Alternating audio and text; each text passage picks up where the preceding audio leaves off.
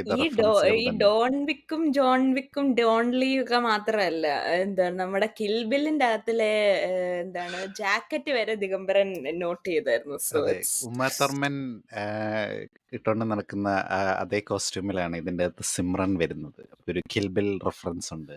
പിന്നെ even chapter wise ആയിട്ടാണല്ലോ തിരിക്കുന്നത്. ഇപ്പൊ good എന്നുള്ള ചാപ്റ്റർ ഉണ്ട്, ബാഡ് എന്നുണ്ട്, പിന്നെ അഗ്ലി, അങ്ങനെ 3 ചാപ്റ്ററുകളായിട്ട് വരുന്നുണ്ട്. അപ്പൊ അത് വേണമെങ്കിൽ ഒരു ടൊറന്റീനോ റെഫറൻസ് ആണെന്ന് വേണമെങ്കിൽ പറയാം. ചാപ്റ്റർ വൈസ് ആയിട്ട് തിരിച്ച് അങ്ങനെ ഇതൊന്നും പോകുന്നു. മാത്രമല്ല. ഡോക്ടർ സിൻസ് കേൾക്കണം. ഈ ഇന്റർനാഷണൽ റെഫറൻസുകൾ മാത്രമല്ല ദിഗംബരൻ കണ്ടുപിടിച്ചത്. മറ്റേ പിരികം പൊക്കുന്ന ചേച്ചി ഉണ്ടല്ലോ, പ്രിയ വാര്യർ. ഇല്ല അവര് എന്താ പിരികം പൊക്കിയെന്നും പറഞ്ഞുകൊണ്ട് ഒമർ ലുലുവിന്റെ ഏതൊരു പടത്തിലെ റെഫറൻസ് ആണെന്ന്. അഡാർലവിന്റെ റെഫറൻസ് അത്. പ്രിയാവാര്യർ വിങ്ക് ചെയ്ത് കാണിച്ചപ്പോ അതുപോലത്തെ പിരികത്തിന്റെ. അല്ല എന്തോ അല്ല ഒരു ഡാൻസ് പുള്ളിക്കാരത്തി എന്നത് കളിക്കുന്നുണ്ട്. എനിക്ക് അതോടെ മതിയേ. നന്നായിരുന്നു. നല്ല